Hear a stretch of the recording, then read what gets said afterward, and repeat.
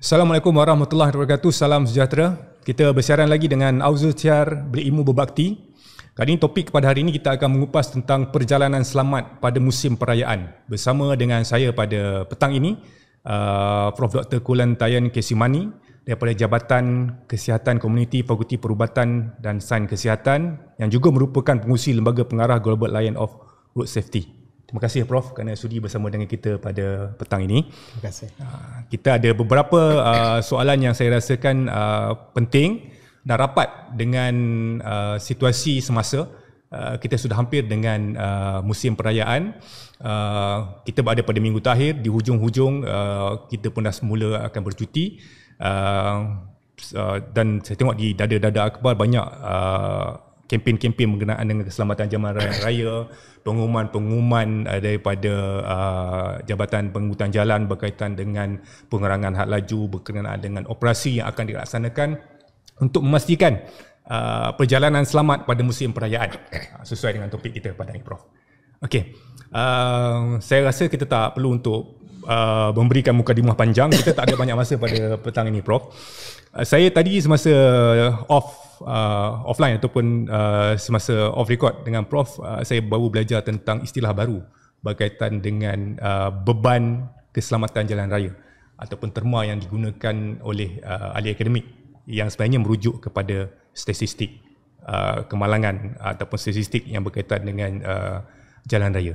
Saya rasa Prof kita boleh mulakan daripada situ agak. Saya silakan Prof berkaitan dengan beban keselamatan jalan raya pada musim perayaan. Boleh, terima kasih. Terima kasih. Kalau kita lihat dari segi beban keselamatan jalan raya, pada tahun lepas sahaja, 2023, kita ada bilangan kemalangan jalan raya yang dilaporkan ialah sebanyak 598,635. Ini membawa maksud setiap 53 saat satu kemalangan jalan raya berlaku di Malaysia. Itu satu.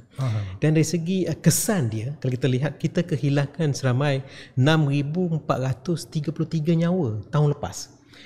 Ataupun boleh kalau disingkatkan lebih mudah untuk kita faham ialah setiap 80 minit satu nyawa kita hilang atas jalan. Ini statistik keseluruhan. Statistik keseluruhan untuk tahun lepas. Sepanjang tahun. So kalau kita lihat purata tahun lepas 18 kematian sehari.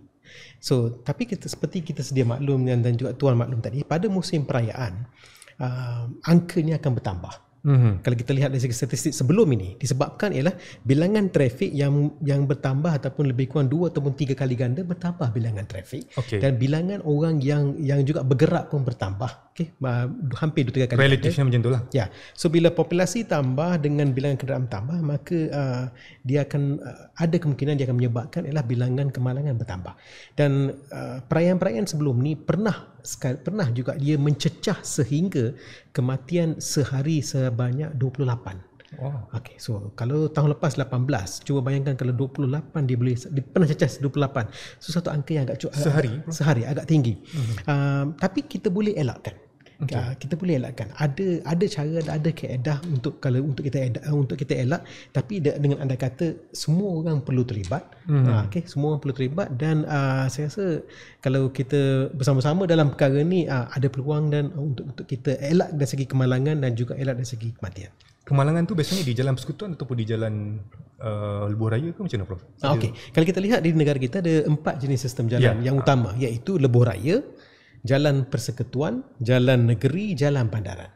Kalau kita lihat dari segi 4 jenis jalan, mana-mana sistem jalan yang ada pembahagi jalan yang fizikal, yang dia dipanggil road median, yang mengasingkan 2 arah laluan. Laluan pergi dengan laluan yang datang tu diasingkan melalui median fizikal.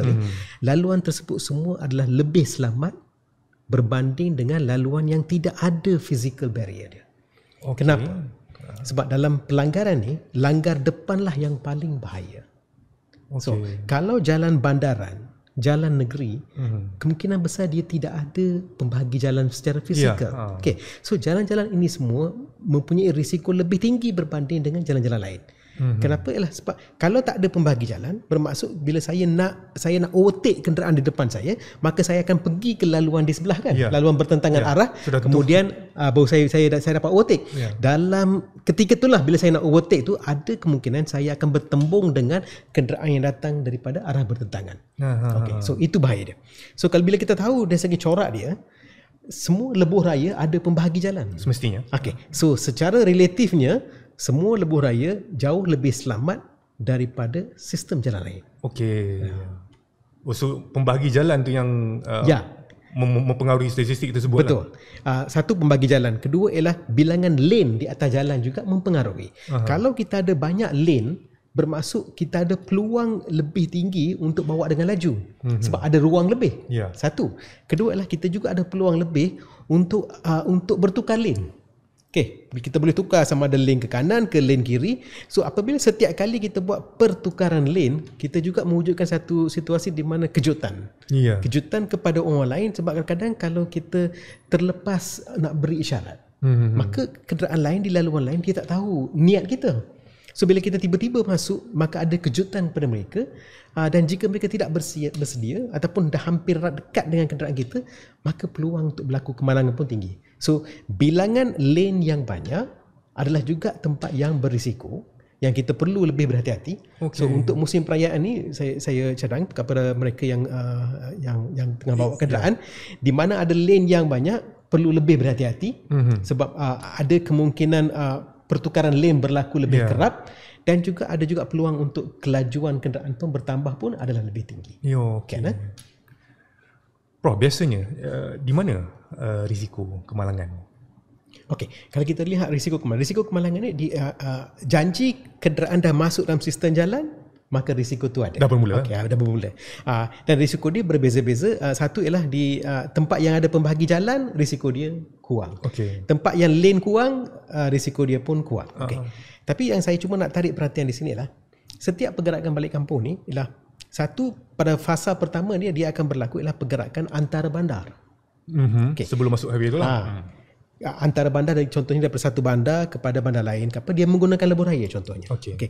Ataupun dia boleh mula dengan pergerakan tempatan, kemudian masuk lebuh raya, kemudian balik kepada pergerakan tempatan. So dikata the first connecting point dengan the last connecting point tu, dia akan masuk jalan-jalan bandaran dahulu. So kita kena ingat, apabila kita melihat dari segi isu kemalangan jalan raya, dia tidak hanya khusus kepada pergerakan antara bandar saja, dia juga melibatkan pergerakan dalam bandar tersebut sendiri. So katakanlah contoh, saya nak bergerak daripada Kuala Lumpur, katakanlah nak balik ke Kelantan contoh. So bila nak balik ke Kelantan ke apa, sepanjang perjalanan tersebut, kalau ada saya di mana saya sepanjang perjalanan tersebut, saya memang lebih berhati-hati sebab saya tahu itu perjalanan yang jauh. Tapi kadang-kadang mungkin kita terlepas pandang bila kita dah sampai ke lokasi kita, untuk beberapa hari selepasnya ataupun selepas raya ke apa, di mana pergerakannya dalam pergerakan tempatan, lokaliti tersebut, local travel kadang-kadang kita ingat, oh dia perjalanan dekat, tak jauh, so risiko dia kurang. Tidak, risiko tetap ada. Perjalanan lokal dia boleh mengundang risiko juga dari pelbagai sudut. Sudut pertama ialah orang tempatan yang biasa dengan aktiviti harian mereka dengan bilangan kenderaan yang kurang. Tiba-tiba dalam minggu tersebut ada kemasukan kenderaan yang berlipat kali ganda. Kejutan juga untuk mereka kan. So aktiviti harian mereka mula tergugat. Mula ada risiko. Kalau dulu mereka mudah saja melintas jalan, sekarang kena lebih berhati-hati sebab bilangan trafik banyak. So akan ada kejutan kepada orang tempatan dan aktiviti harian mereka. Itu satu. Kedua ialah yang saya nak tarik perhatian di sini ialah, apabila kita bawa family semua balik kampung, anak-anak muda kita, anak-anak kita yang mungkin belum sampai umur lagi untuk dapatkan lesen, tetapi tertarik dengan contoh kat rumah datuk ke nenek ke ada motosikal. Kemudian bilangan mereka pun ramai, sepupu ramai. Aktiviti di sana kurang, dah habis raya kurang kan. So yang kita bimbang, takut motosikal itu yang menjadi tarikan mereka dan satu percubaan untuk mereka menggunakan motosikal tersebut. So sekarang isu dia, motosikal satu mod pengangkutan yang berisiko. digunakan oleh anak-anak yang belum dapat lesen, Tidak terlatih. belum terlatih, belum ada skill ke apa. Okey, kedua. Kemudian kemungkinan bilangan yang mereka naik motosikal pada waktu yang sama tu ramai. Sebab mungkin sepupu 3-4 orang. 3 orang naik. Anak muda pula 3 orang naik. Bila 3 orang naik ni, peluang untuk mereka menggunakan produk keselamatan topi keledar pun kurang. So tambah lagi risiko. Biasanya kuasaan kampung tak kuat. Tak ada produk, tak guna topi keledar. Risiko tambah. So bila mereka bawa motor, kemungkinan ada kebarangkalian kelajuan dia tinggi. Sebab anak muda dia nak cuba pada kelajuan yang tinggi kan. So kalau kita combine semua risikonya, tak ada skill, tak terlatih, tak ada lesen, bawa dengan laju, bilangan orang lebih, mana-mana kemalangan yang melibatkan kumpulan ini kemungkinan besar akan melibatkan sampai kepada kemalangan maut. Sebab tu kita minta kepada anak-anak muda supaya tidak menggunakan mana-mana kenderaan tanpa lesen. Sebab itu akan membahayakan anda sebab anda tidak terlatih. Itu satu. Message kepada orang dewasa, sebaik mungkin anda tidak benarkan anak-anak ini, ataupun dalam arti kata lain, jangan halalkan penggunaan motosikal, tidak kira untuk sebab apa. Mungkin kita ingat nak pergi beli barang dekat rumah aja contohnya, katakan. Tidak. Masih janji walaupun dah naik motor, walaupun dekat, masih ada risiko tersebut. Dari segi, selain daripada topik keledar dia, Prof, daripada barang keselamatan, apa lagi yang biasanya menyebabkan kecederaan boleh berlaku? Okey, kalau saya nak cuba tarik perhatian di sini, dari segi kecederaan kalau kita lihat, untuk kereta, sebab kebanyakan trip kita balik kampung ni sebab disebabkan bersama keluarga, kemungkinan besar mereka akan menggunakan kereta. So dalam kereta, kalau kita lihat produk keselamatan yang kita ada dalam kereta ialah tali pinggang keledar. Semasa beli kereta, kita dah bayar dah produk tersebut. Tapi kalau kita cuba lihat, pemandu guna tali pinggang keledar, penumpang depan guna. Tetapi bila dah sampai ke penumpang belakang, peratusan yang menggunakan tali pinggang keledar jatuh. Okey, tetapi mereka masih ada risiko. Ini tidak membawa maksud penumpang belakang tak ada risiko. Penumpang belakang mempunyai risiko juga. So, saya minta di sini untuk kita mulakan dengan musim perayaan ini, okey, bahawa setiap penumpang dalam kenderaan harus menggunakan tali pinggang keledar. Depan dan belakang. Depan dan belakang. Tidak kira tempat duduk mana, sebab risiko tetap sama. Okey. So, penumpang belakang, kalau mereka tak gunakan tali pinggang keledar, apa akan berlaku? Kalau tak guna tali pinggang keledar, cuba bayangkanlah, kereta saya bergerak pada kelajuan 70 km per jam. Bermaksud badan saya pun bergerak pada kelajuan yang sama. Inisial. Okey, sama. Kereta 70, saya pun 70. Tapi bila berlaku pelanggaran, kereta saya berhenti. Tapi badan saya bergerak. So bila badan saya bergerak 70 km per jam, saya akan langgar dengan penumpang lain dalam kereta. Saya akan langgar dengan sofa, langgar dengan steering, dashboard, windscreen. Kalau bawa lagi laju, mungkin tercampak keluar. Itu bahaya dia. Sebab dia punya tekanan dia ialah kelajuan kereta tadi 70 kali darab dengan berat badan saya. Itu tekanan dia. So kalau berat badan saya katakan 80 kilo kali dengan 70, 5,600 dia punya impak dia. Sebab tu kadang-kadang dia boleh bahayakan sesiapa dalam kereta. Okey, orang penumpang sendiri boleh bahayakan penumpang lain kalau tidak disekat pergerakan dia. So satu-satunya produk yang kita ada untuk sekat pergerakan kita, untuk tahan pergerakan badan kita ialah tali pinggang keledar. Sebab dia boleh kurangkan kecederaan maut sehingga 50%. So satu produk yang cukup baik boleh kurangkan kebarangkalian kematian 50%. Kalau kita tak guna produk tersebut, sayang. And penumpang belakang ni bila dia tak guna, satu, dia bahayakan diri sendiri. Kedua, sekarang dia akan mula bahayakan orang lain. Walaupun pemandu pakai, walaupun penumpang depan pakai, tapi disebabkan orang belakang tak pakai, orang belakang pergi tolak dia dengan tekanan 5,600 yang saya bagi tahu impak dia tadi, menyebabkan dia pun cedera. So permintaan di sini kepada semua pemandu, sebelum anda mulakan perjalanan, pastikan anda duduk dalam kereta, anda dah pakai tali pinggang keledar, anda semak dulu sama ada penumpang depan anda dah pakai, penumpang belakang yang dewasa semua dah pakai. Semua dah pakai, checklist dah clear, baru mulakan perjalanan. So permintaan saya sinilah, perkara pertama yang perlu dibuat bila masuk dalam kereta, pakai tali pinggang keledar. Perkara terakhir yang kita kena buat ialah bila kita nak berhenti ialah tanggalkan. Itu je. Konotasi daripada saranan Prof ini bermakna kenderaan itu perlu untuk dinaiki dengan beban ataupun tempat duduk penumpang yang sepatutnya. Ya, kalau ikut capacity. Itu dan sedang benda itu tidak menjadi budaya Prof di Malaysia. Kalau dari segi keselamatan, kalau kita lihat kereta itu direka bentuk untuk 5 orang. Ya, Dan geran kereta tersebut pun akan ditulis kapasiti penumpang 5 orang. Bermaksud kereta tersebut direka bentuk demi keselamatan 5 orang. Dan sebab itu akan ada 5 tali pinggang keledar juga. Okay. So untuk perjalanan selamat, setiap penumpang harus menggunakan satu alat penahan, iaitu seatbelt. Okey, maka dia kena ikut dengan bilangan kapasiti, dengan bilangan produk keselamatan yang ada untuk perjalanan selamat. Yang terbaiknya memang itulah. Ya, untuk walaupun nampaknya Malaysia ni saya rasa rata-rata dia tidak menjadi budaya lah untuk membawa kenderaan mengikut kapasiti. Masih belum lagi. Tapi kalau kita boleh bergerak ke arah budaya tersebut dengan niat perjalanan kita untuk pastikan perjalanan kita sentiasa selamat. Tak nak itulah yang paling selamat bro. Ya. Berbalik kepada saranan tu juga, saya rasa yang tak menjadi budaya lagi adalah untuk bayi di belakang kan. Selalunya dia orang sama ada mengendong ataupun dia letakkan saja bayi itu, sebab pastinya tali pinggang keledar untuk orang dewasa tak sesuai untuk bayi. Ya. Okey, pokok dia mudah. Tempat duduk paling selamat adalah tempat duduk belakang untuk kanak-kanak. Okey, so pastikan anda letak kanak-kanak di tempat duduk belakang. Itu message pertama. Message kedua ialah kanak-kanak yang ketinggian dia bawah 135 cm ataupun berat badan dia bawah 36 kilo ni, dia tak sesuai dengan tali pinggang keledar. Kerana kalau ketinggian dia rendah, bila kita pasang tali pinggang keledar ni, dia tidak akan menyentuh bahu badan. Dia akan menyentuh leher ataupun muka.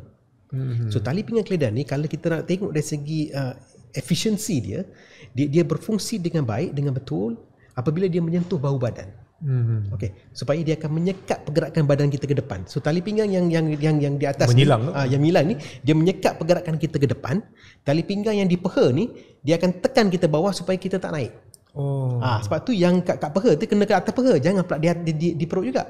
Kalau yang lap belt ni pun di perut, yang shoulder pun dekat di sini, that means kedua-dua pun menahan pergerakan ke depan, tapi tidak ada yang menahan kita daripada naik atas.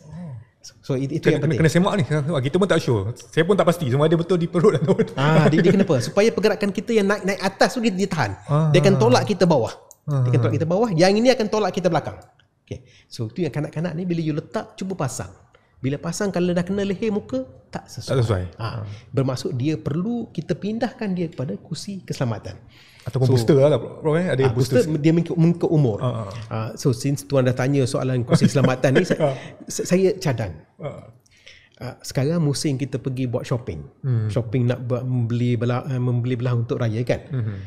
Boleh tak kita selitkan juga masuk produk keselamatan dalam senarai barangan yang kita nak beli untuk musim perayaan.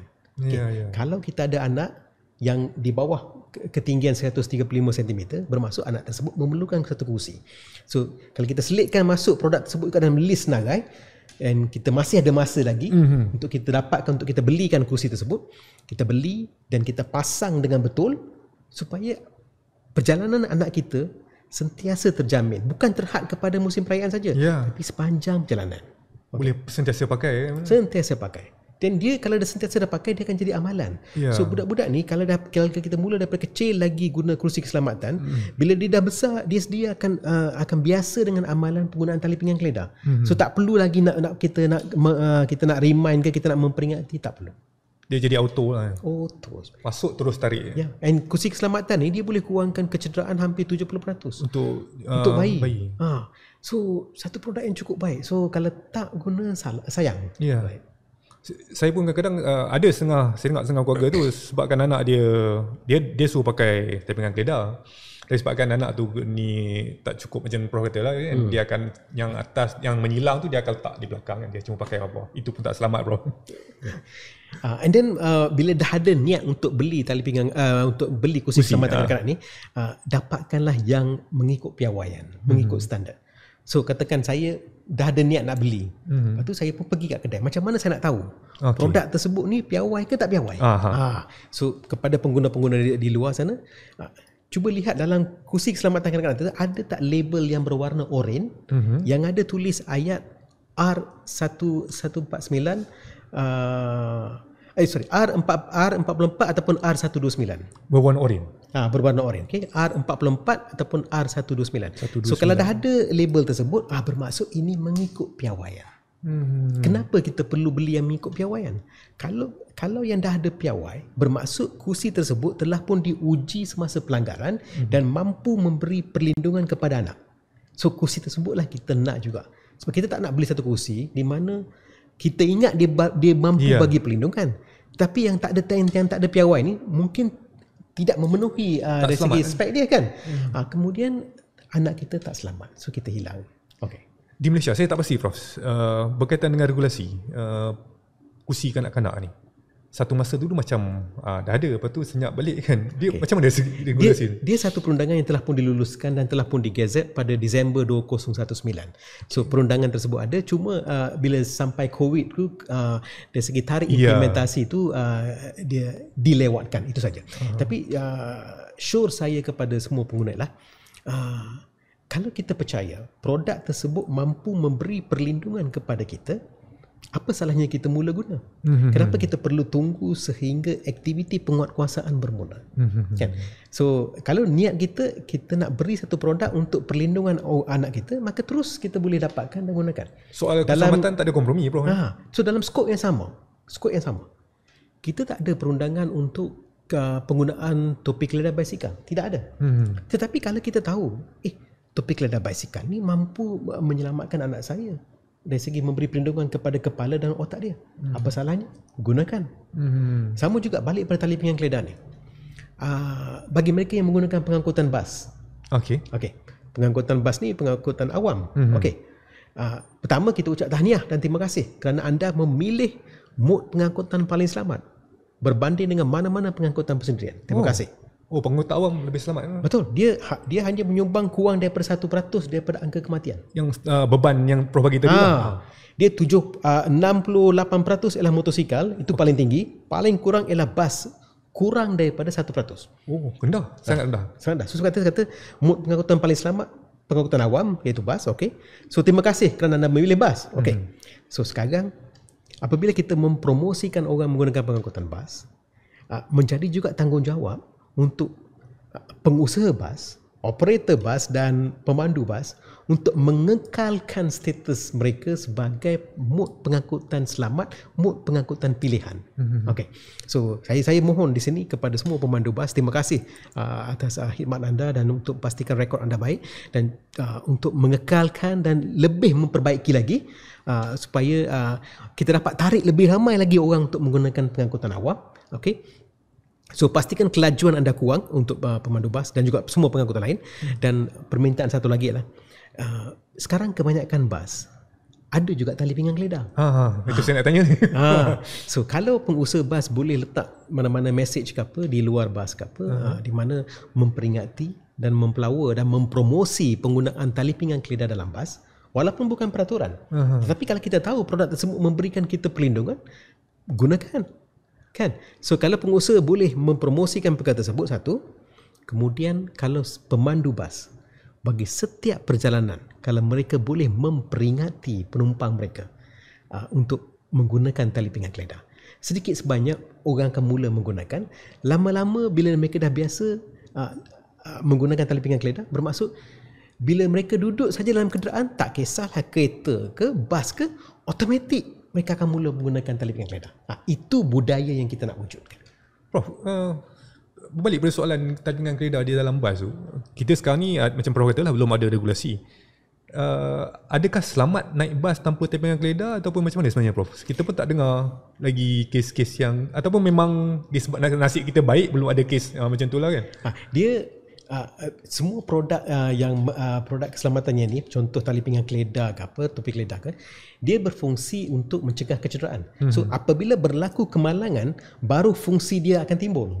Kan? Selagi tak berlaku kemalangan, fungsi dia tak nampak sangat kan. So sama juga untuk tali pinggang keledar, tak kisah sama ada kereta ataupun bas, sebab dia menahan pergerakan badan kita.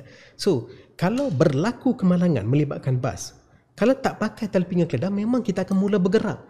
Kita akan mula tercampak dan kita akan mula langgar dengan penumpang-penumpang lain. Maka akan berlaku kecederaan. So satu-satunya produk untuk tahan pergerakan badan kita ialah tali pinggang keledar. So sebab tu tak perlu tunggu ada perundangan ke tidak. Tak perlu tunggu ada aktiviti penguatkuasaan ke tidak. Kalau kita boleh wujudkan satu budaya di mana saya menggunakan produk keselamatan kerana saya percaya produk keselamatan tersebut dapat memberi perlindungan kepada saya.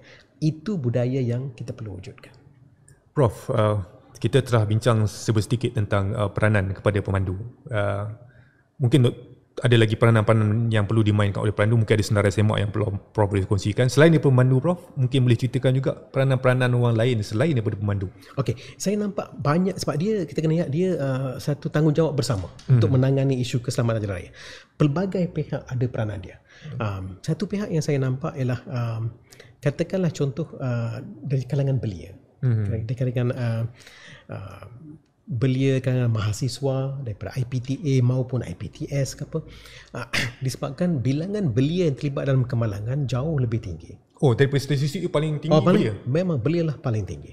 So satu kumpulan yang berproduktif tinggi, sumber ekonomi yang tinggi, so apabila kita kehilangan mereka, dia memberi kesan yang jauh tinggi kepada ekonomi negara juga, kan? So kepada kumpulan ini, anda perlu sebaik mungkin anda mempraktikkan amalan selamat.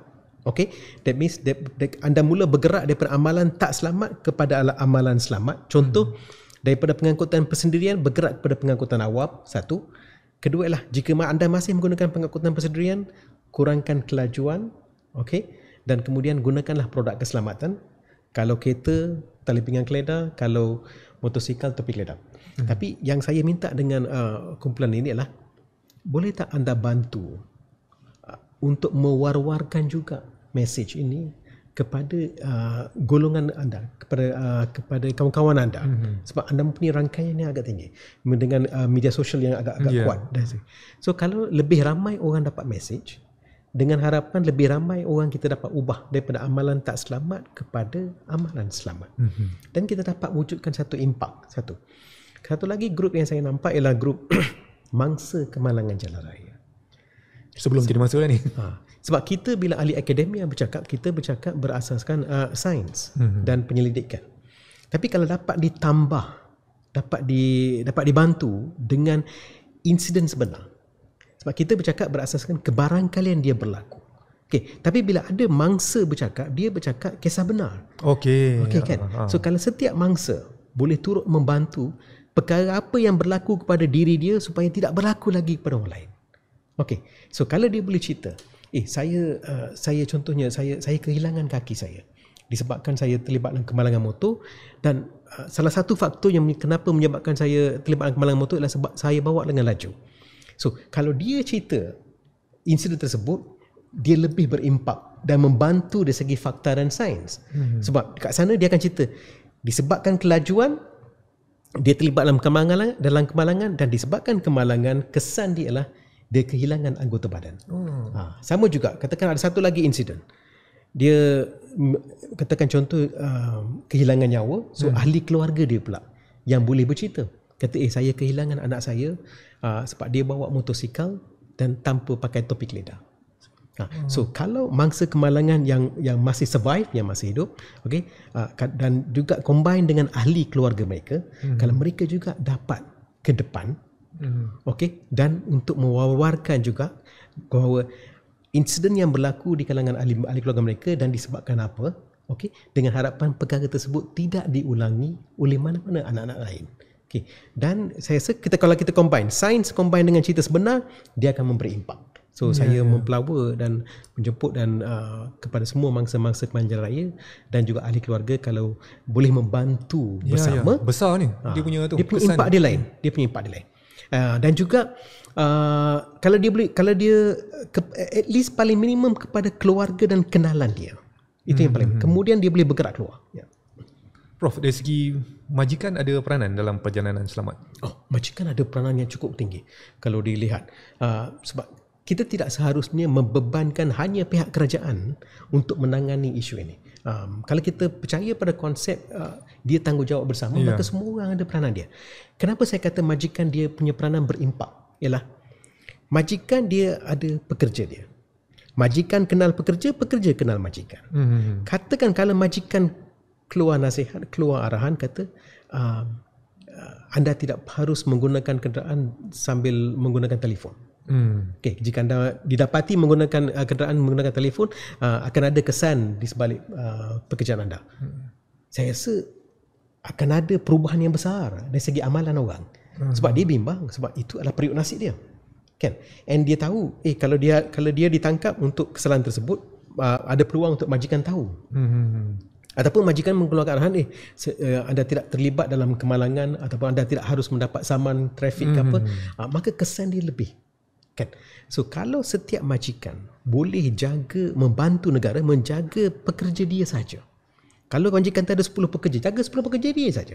Okey, dengan memberi pesanan ke apa, okay? Ataupun mungkin juga boleh bagi reward pada akhirnya kerana atas pemandu yang selamat. Kan? Sebab kalau pemandu selamat, bermaksud dia dapat hadir kerja setiap hari, tak ada absenteeism. So kalau tak ada absenteeism, bermaksud tidak ada efek pada produksi kilang atau tempat kerja. So dia win-win situation di sini. Kan? Majikan pun untung pasal pekerja dapat hadir setiap hari dan tidak ada pampasan yang perlu dibayar ataupun kos kesihatan yang perlu dibayar, kos medical perlu dibayar, tak ada. Kan? Pekerja pun lebih selamat juga kan, pasal tidak terlibat dalam kemalangan. Okey, kualiti hidup dia pun lebih baik. So kat sana saya nampak win-win situation. So sure dia ialah kepada semua pihak majikan yang bersama kita pada slot ini ialah melalui unit anda, iaitu dipanggil Safety and Health Officer ataupun pegawai keselamatan dan kesihatan pekerjaan, di mana jika anda juga boleh membantu menjaga staf anda dengan memberi pesanan dan juga apa-apa polisi yang untuk mengubah amalan mereka ataupun menggerakkan amalan mereka kepada amalan selamat. Dan kalau setiap majikan boleh jaga kluster dia saja, maka secara kolektif saya rasa besar dia punya impact. Kan? Dia akan menjadi budaya. Jadi budaya, lama-lama akan jadi budaya. Sebab bila kita tahu that dia akan memberi kesan kepada pekerjaan kita, kepada periuk nasib kita kan, maka terus amalan dia akan berubah kan. Itu satu. Kumpulan yang satu lagi saya nampak is kumpulan kesatuan pekerja, yang union. Sebab semua union ni asas penubuhan dia ataupun matlamat dia ialah untuk menjaga kebajikan. Betul. Okay. And keselamatan ni ialah salah satu skop bawah kebajikan.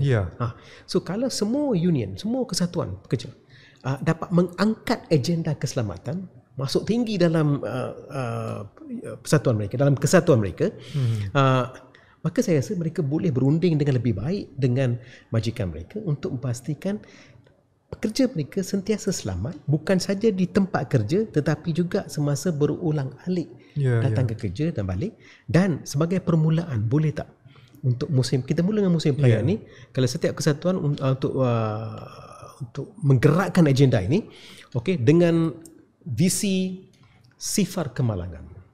So kesatuan dengan majikan bergabung, dia pergi pada visi sifar kemalangan untuk musim perayaan. 2 minggu saja. Kita boleh pastikan staf kita, bawah kita tak ada yang terlibat dalam kemalangan.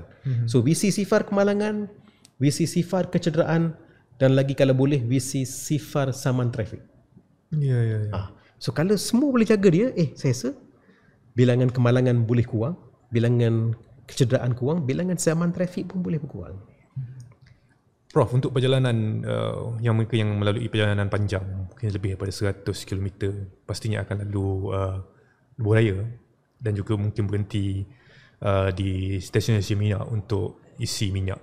Ada peranan Prof kepada pengusaha lebuh raya dan juga pengusaha-pengusaha stesen minyak? Betul. Ini 2 tempat di mana peluang untuk mereka berinteraksi dengan pengguna jalan raya tinggi. Okay, di lebuh raya dan juga di stesen minyak. Saya mulakan dengan lebuh raya. Lebuh raya kalau kita lihat di setiap persimpangan tol, di tol plaza, kelajuan kenderaan dah kurang dan hampir berhenti. Okey, dan kadang-kadang kalau kita lihat konsesi lebuh raya pun banyak juga yang menjalankan aktiviti ataupun kempen keselamatan jalan raya kan, di mana mereka akan beri pamphlet ke, beri makanan ke pada masa tersebut kan. So saya minta satu pendekatan baru ialah di mana mereka melihat kepada penumpang dalam kenderaan tersebut dan lihat sama ada pakai ke tak pakai tali pinggang keledar. Dan kalau tak pakai, minta memperingati mereka. Kempen direct kepada penumpang tersebut. Sebab kempen lain ni dia umum. Kalau yang ini ialah pendekatan direct kepada penumpang tersebut. Kata, kalau boleh minta tolong pakai untuk keselamatan anda. So kalau mereka boleh peringati kan. Mereka peringati dulu secara direct. Kemudian dalam masa lebuh raya ada electronic message tu kan. Yang itu pun papan message yang sama. Kurangkan kelajuan, pakai tali pinggang keledar. Kemudian sampai ke R&R. Kat R&R, bila orang parking dah, bila orang nak keluar daripada parking, kalau ada juga katakan sukarelawan ataupun staff-staff daripada konsesi tersebut sendiri yang again tambah lagi, peringati lagi. Mesej yang sama kita ulang balik mesej sama supaya bila orang dah dengar mesej yang sama ulang-ulang balik, dan mungkin dari segi penerimaan mereka lebih baik satu, ataupun mereka dapat menghayati mungkin ini yang paling penting sebab tu ia diperingati oleh semua orang. Okay. So ada peluang untuk kita mengubah lebih ramai orang. Okay. Kemudian sampai dekat dengan stesen minyak. Okay. Stesen minyak sekali lagi kenderaan akan berhenti. Kita cari lokasi yang selamat. Kita tak nak buat advokasi di lokasi di mana kenderaan bergerak. Itu bahaya pula. Dia membahayakan orang yang nak buat advokasi tersebut. Okay. So kita cari tempat yang selamat supaya orang yang menjalankan advokasi ni pun selamat. So di parking kat R&R tu pun masa dia nak keluar sama juga. Pesan balik, tolong pakai tali pinggang keledar. Kan? So di petrol station sama juga, kereta berhenti, pesan balik. Kan? Cuma di petrol station bukan sahaja kita pesan dari segi penggunaan tali pinggang keledar, sebab kemungkinan petrol station ini bukan sahaja dalam lebuh raya tapi juga di dalam kawasan bandaran ke kawasan negeri akan juga menarik perhatian pengguna motosikal. Okay. So peringati juga kepada kumpulan motosikal untuk menggunakan topi keledar dengan kemas, dengan ikat dengan kemas. So saya rasa kalau kita ulang benda yang sama, kita peringati benda yang sama, mungkin macam hashtag lah, hashtag kurangkan kelajuan, pakai tali pinggang keledar. Saya rasa kalau semua orang boleh gerak message yang sama, kita amplify, mungkin ada gemakan balik. Okay, Prof, saya rasa baru ni dia dah ada pengumuman ada pergerakan untuk 8 dan 9 hari bulan akan ada tol percuma. Betul. Dan saya rasa tumpuannya logiknya pada ketika itu akan penuh lah lebuh raya semua ni kan, sebab ada tol percuma tersebut. Dan ada sesetengah yang ambil keputusan nak ambil juga 8 dan 9 tu, tapi dia kata macam jangan berebut sangat, kita bergerak malam. Sebenarnya Prof, untuk dari segi keselamatan, waktu yang paling selamat untuk kita bergerak? Okey, dia sebab mungkin adalah kalau kita dapat ikut nasihat daripada pihak konsesi. Sebab untuk beberapa tahun yang lepas, pihak konsesi ada bagi juga nasihat dari segi jam berapa nak keluar bagi mereka di lokasi di mana. Okay. So that means mereka dah agihkan lebih kurang lah. Itu dari segi perancangan. Bila mereka dah agihkan, bermaksud sistem lebuh raya mereka dapat menerima beban tu dengan lebih baik berbanding dengan asal. So dia kata apa, travel advisory dari segi apa itu satu. Dari segi waktu nak bergerak, waktu bergerak selalunya ialah waktu mengikut biological body kita. Kalau biological body kita malam kita tidur, so dan pada waktu katakanlah kita bertentangan dengan biological body kita, kita bergerak malam, so kemungkinan besar kita akan mengantuk sebab kita dah tak biasa dengan malam tak tidur kan. Tiba-tiba malam tidur. So itu satu cabaran dia juga. Tapi yang saya nak tarik perhatian lebih kat sini ialah isu micro sleep, isu mengantuk. Dia boleh berlaku bila-bila. Waktu siang pun boleh berlaku, waktu malam pun boleh berlaku. Dia akan berlaku bila badan kita letih. Badan kita lesu. So satu cara untuk kita mengatasi ni ialah untuk kita pastikan kita ada cukup tidur minimum 3 hari sebelum tarik perjalanan. Bukan sehari sebelum. Kadang-kadang orang pun dia ingat sehari sebelum. Tidak.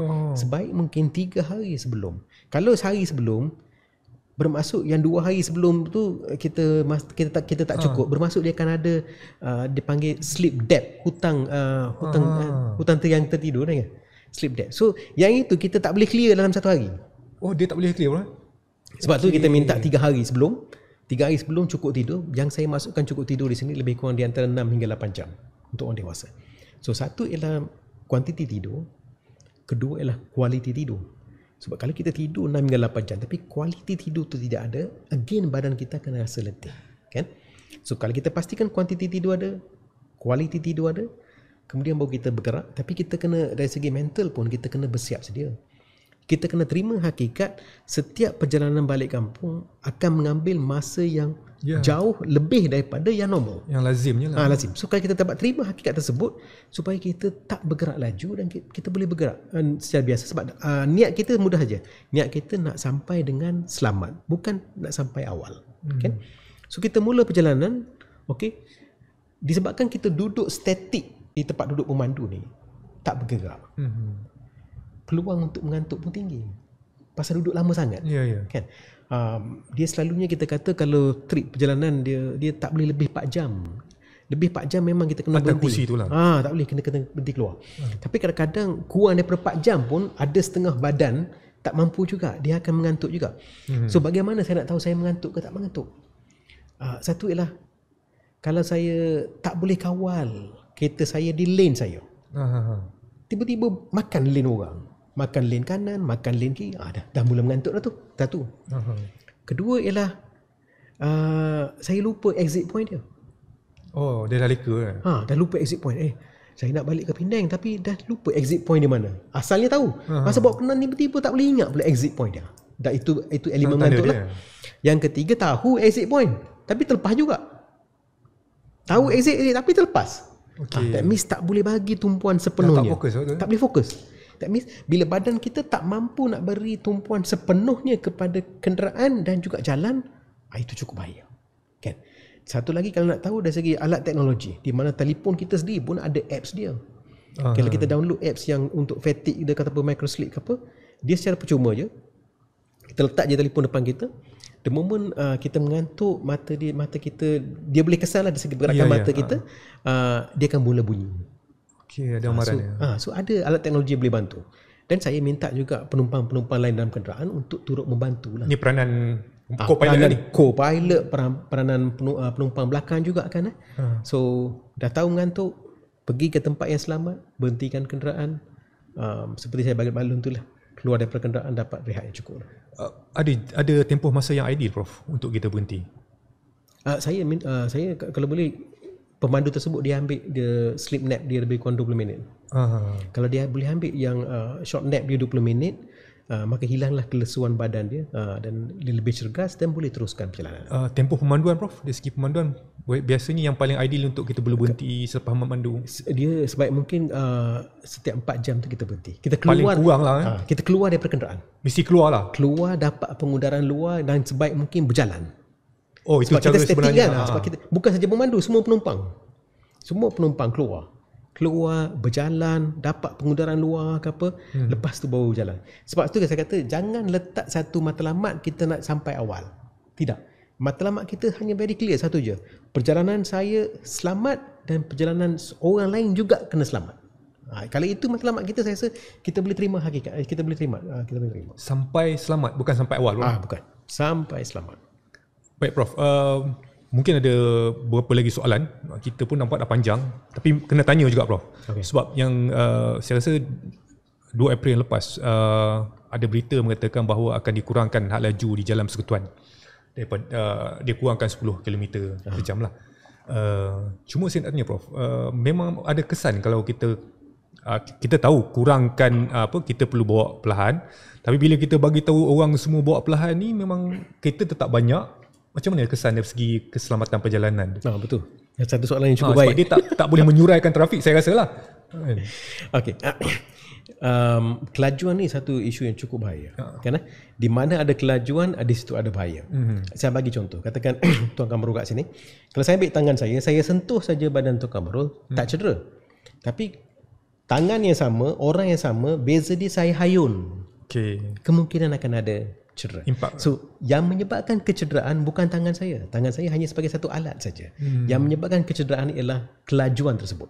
Sebab saya boleh ganti tangan saya dengan saya tekan pembaris ke kayu ke apa, kan? Sama juga saya ambil kayu, saya sentuh, tak ada cedera. Tapi kalau saya hayun kayu tersebut, cedera. Sama juga pisau, saya letak, tak ada, tapi saya hayun, ada cedera. So setiap kecederaan adalah disebabkan kelajuan. So kalau kita tak nak kecederaan, kita nak potong kecederaan, bermaksud kita kena potong kelajuan. Kita kena elak kelajuan ini. So sebab itu bila kerajaan di bawah Kementerian Kerja Raya mengumumkan, saya rasa mereka semalam dah umum dah. Okay, mereka umum semalam pengurangan 10 km per jam. Okay, satu polisi yang baik. Okay, kenapa? Setiap 1 kilometer kalau kita kurangkan kelajuan, dia mengurangkan dari segi angka peratusan kemalangan, kebarangkalian kemalangan berlaku 3 hingga 4%. Tinggi. Baru 1 kilometer. Cuba bayangkan kalau 10 kilometer, lagi banyak kan. So itu satu polisi yang baik. Tapi saya mohon kepada semua pengguna jalan raya, satu, patuhi had laju yang baru. Kedua ialah kalau boleh kita sendiri kurangkan lagi kurang daripada had laju yang dah pun yang tertera. Sebab lagi kurang kelajuan, lagi kita selamat. Itu satu. Kedua ialah just nak untuk kita terang dari segi skop kelajuan ni. Kalau saya bawa pada kelajuan 80 km per jam, di depan saya kereta tersebut ada kecemasan. Dia ada berlaku kecemasan. So kalau saya bawa 80 km per jam, saya nampak dah kecemasan tu, saya tekan brek saya, kereta saya tak akan berhenti serta-merta. Kereta saya memerlukan 57 meter baru boleh berhenti. Daripada kelajuan 80? Kalau 80 saya bawa, saya tekan brek, kereta saya hanya akan berhenti selepas 57 meter. Sebab dia ada, yang fasa pertama ialah waktu reaksi. Demi saya dah tengok tu, apa keputusan saya nak buat. Sama ada saya nak brek ke, saya nak belok kiri ke, waktu reaksi dia akan mengambil sedikit masa, kemudian waktu brek. So dua ni, waktu reaksi dia panggil reaction time dengan braking time. Bila kita combine dua, itulah jarak yang dia akan diambil, 57 meter. Tapi kalau saya bawa lagi perlahan, katakan saya bawa 50 km per jam saja, saya hanya memerlukan 27 meter saja untuk membolehkan kenderaan saya berhenti. So sebab tu kita kata kurangkan kelajuan dan pastikan ada jarak fizikal yang selamat di antara satu kenderaan dengan kenderaan lain, supaya dalam situasi kecemasan, jarak tersebut yang akan bantu anda untuk elak kemalangan. Jarak selamat tu berapa, Prof? Itu mengikut kelajuan tadi lah. Kalau 50 km per jam bermaksud 27 meter tu lah. Kalau 80 km bermaksud 57 meter. Makin kita laju, jarak tu sepatutnya makin lagi tinggi. Lagi tinggi lah. Lagi tinggi. Kita dah dekat 45 minit macam, Prof. Soalan saya yang terakhir, Prof. Okey. Saya masih yang tadi berbalik pada soalan yang memulakan perjalanan malam tu, Prof, kan. Dari segi statistiknya, sebab kita tahu malam ni side distance kita akan berkurang. Adakah side distance tu memainkan peranan menyumbang kepada keselamatan perjalanan ni ke macam mana? Memang dari segi kebolehlighatan. Contohnya kalau kita bawa malam, kita bergantung kepada sumber lampu kenderaan kita dan juga kalau ada sumber lampu jalan. Okey. So dua sumber ini kita bergantung. Okey. Kalau di jalan yang tidak ada sumber lampu, kita bergantung semata-mata berasaskan kepada sumber lampu kenderaan kita. Dan sumber lampu kenderaan kita dia ada had sehingga sejarah ini saja yang dia mampu. Okey? Jarak peringatan. Okay. So bayangkan kalau ada satu motosikal yang jauh lebih tinggi, jauh sikit, tapi dia pakai pakaian gelap, contoh lampu belakang dia tak bernyala. Okey? Topik ladar dia gelap, lampu belakang tak menyala, pakaian dia gelap, lampu jalan tak ada, kita tak akan cam. Kita tak akan tahu ada motosikal pun depan tu. Hanya bila kereta kita dah hampir rapat dengan motosikal tersebut dan sumber lampu ini dah merangkumi jarak tersebut, baru kita perasan, rupa-rupanya ada motosikal ni. Okay. Tapi kalau dah dekat sangat, saya tekan brek, takut saya tak sempat nak elak kemalangan. Sebab kalau saya 80 km per jam, bermaksud saya perlu 57 meter untuk elak kemalangan kan. Okay, sebab tu kita kata malam ni adalah peluang untuk kita lihat semua perkara tu kurang. Kita dapat hanya lihat yang di bawah lingkungan lampu kenderaan kita saja. Itu kalau kereta ada 2 lampu, dia boleh memberi satu coverage yang lebih baik. Tapi kalau kita bawa motosikal, sumber lampu kita terhad. Okay? So sebab tu untuk pergerakan tempatan, bagi semua pengguna motosikal untuk pergerakan tempatan, saya syorkan pada setiap masa pada waktu malam pastikan anda memakai sama ada jaket keselamatan jalan raya. Yang baik lah, yang terbaik jaket keselamatan. Kalau tak ada jaket keselamatan, at least paling minimum gunakanlah pakaian cerah supaya anda dapat dilihat daripada jauh. Okay? So gunakanlah sama ada pakaian cerah ataupun topi keledar cerah, janji ada satu produk cerah kepada badan mereka. Dan cuba semak sama ada lampu belakang anda nyala ke tidak. Kadang-kadang kita tahu lampu depan nyala ke tak sebab kita boleh nampak. Tapi lampu belakang nyala ke tak, kadang-kadang kita tak nampak. Kita tak tahu. Ya. Saya banyak soalan nak tanya Prof. Tapi satu lagi soalan. Soalan. Kebetulan tadi saya ada masa offline. Tadi kita bincang dengan Prof berkaitan dengan stroke haba. Maksudnya cuaca lah. Saya rasa walaupun 2-3 hari ni hujan, tapi rasanya kita berada dalam musim panas.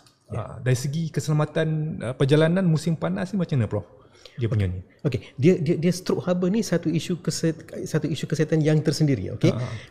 So katakan isu stroke haba ni, dia suhu dalam kereta boleh naik dengan mendadak dalam satu waktu yang agak singkat. Okey, contohnya kita parking kereta, kalau kita tertinggal anak ke apa dalam kereta, okey, suhu dalam kereta boleh naik dengan tinggi sangat. Untuk seketika boleh naik dengan tinggi. Kemudian badan anak tersebut dia pun ada had toleransi untuk kecederaan. So bila kalau suhu dah tinggi sangat, had toleransi dia pun dah melangkaui had toleransi, maka mula akan berlaku kecederaan kepada anak tersebut. So semasa musim perayaan ni yang kita bimbang ni, kata sampai ke R&R ke apa, kadang-kadang kita terlupa ke apa, tertinggal anak ke apa, and kita boleh faham cuaca dia cukup panas. Untuk dalam seketika dia boleh menyebabkan kemalangan maut. Boleh menyebabkan insiden maut, okay, disebabkan stroke. Satu lagi ialah apabila haba dia tinggi, bila kita berjalan dan kita terdedah kepada haba ni tinggi ni, dia akan menyebabkan badan letih, badan lesu. So badan letih, badan lesu akan menyebabkan kemampuan kita untuk memberi konsentrasi sepenuh atas jalan pun akan terkesan. Okay? So of course kita tahu ini musim dia, so sebaik mungkin kita menangani dia dengan sebaik mungkin. Okay. Jelas. Puasa lagi Bro. Haba lagi tinggi. Dari segi keselamatan kenderaan, ada apa-apa yang tambahan tak yang perlu kita ambil perhatian? Maksudnya dengan keadaan haba yang macam ni, dari segi penyelenggaraan tayar ke, ada kesan kepada perjalanan Bro? Dia penyelenggaraan kenderaan memang perlu. Seperti banyak kita menyelenggara diri sendiri supaya kita cukup tidur sebelum perjalanan, sama juga kita menyelenggara kenderaan. Tapi saya tak bimbang sangat dari segi penyelenggaraan kenderaan, sebab saya nampak itu sudah pun menjadi satu amalan kepada semua lah sebelum perjalanan jauh. Memang satu amalan untuk mereka untuk melihat dari segi kenderaan mereka, melihat dari segi servis kenderaan semua. So amalan tersebut jika ada, minta mohon diteruskan, okey. Dan juga mungkin kepada pihak yang car workshop, car service center ke apa, anda juga mempunyai satu peluang untuk berinteraksi sekarang dengan pengguna jalan raya. So gunakanlah ruang dan platform tersebut juga untuk kongsi maklumat yang sama yang kita minta tekan, iaitu hashtag dia ialah kurangkan kelajuan, gunakan tali pinggang keledar. So dan saya rasa kalau semua orang cakap benda yang sama, saya rasa bilangan orang yang akan mula mengubah kepada amalan selamat ni yang lebih tinggi. Baik Prof, saya rasa kita dah dekat 50 minit. Banyak lagi saya nak tanya ni Prof. Okay. Saya rasa yang macam berkaitan dengan topik stroke haba tu, kita mungkin ada satu sesi khas yang kita akan bincang dengan lebih mendalam. Cuma untuk yang terakhirnya, sebelum kita berakhir Prof, mungkin ada pesanan kepada semua yang menonton audio siar podcast kita pada hari ini. Seperti yang saya maklum, niat kita ialah perjalanan selamat, bukan perjalanan awal. Okay, selamat sampai ke destinasi, itu yang pertama. Untuk memastikan perjalanan kita selamat, pastikan kita cukup tidur untuk kita mulakan perjalanan. Dan sebaik mungkin kalau kita gunakan pengangkutan awam, itu pilihan pertama. Bagi yang menggunakan pengangkutan persendirian iaitu kereta, kurangkan kelajuan dan pastikan semua penumpang dewasa menggunakan tali pinggang keledar. Dan jika anda ada anak-anak kecil, pastikan anda membekalkan juga pada mereka kursi keselamatan kanak-kanak. Dan kalau kita dari segi unit sebagai satu keluarga, kita pergi dengan tema kita iaitu visi sifar kemalangan, sifar kecederaan dan sifar saman trafik. Saya rasa kalau setiap keluarga dapat mengamalkan perkara tersebut, setiap majikan dapat mengamalkan perkara tersebut, setiap kesatuan, dan saya rasa secara kolektif populasi negara kita akan lebih terjamin, lebih selamat, dan kejayaan yang akan kita capai nanti semasa musim perayaan ini boleh juga kita anjakkan kepada sepanjang tahun, supaya semua orang yang bergerak atas jalan akan sentiasa selamat. Dan kita mempunyai satu budaya yang baik di negara kita, iaitu Bila orang datang kita kata selamat datang, orang balik kita kata selamat pulang, selamat jalan, selamat pagi, selamat tengah hari, selamat petang, selamat malam. So setiap aktiviti harian daripada pagi sampai malam kita kait dengan ayat selamat. So boleh tak sekarang kita anjakkan ayat tersebut, bukan saja sekadar pertuturan kepada amalan di atas jalan, supaya setiap kali pastikan perjalanan anda selamat. Terima kasih. Terima kasih banyak kita ucapkan kepada Prof. Dr. Kulantayan Kesimani daripada Jabatan Kesihatan Komuniti Fakulti Perubatan dan Kesihatan. Banyak manfaat yang kita dapat dan daripada perkongsian kita pada hari ini. Saya rasa cukup untuk setakat ini pada petang ini. Saya mungkin boleh ulang hashtag tambahan daripada Prof tadi. Perjalanan yang pentingnya adalah perjalanan selamat, bukan perjalanan yang cepat. Berilmu berbakti, membangun Malaysia Madani. Kita jumpa lagi. Assalamualaikum warahmatullahi wabarakatuh. Salam sejahtera.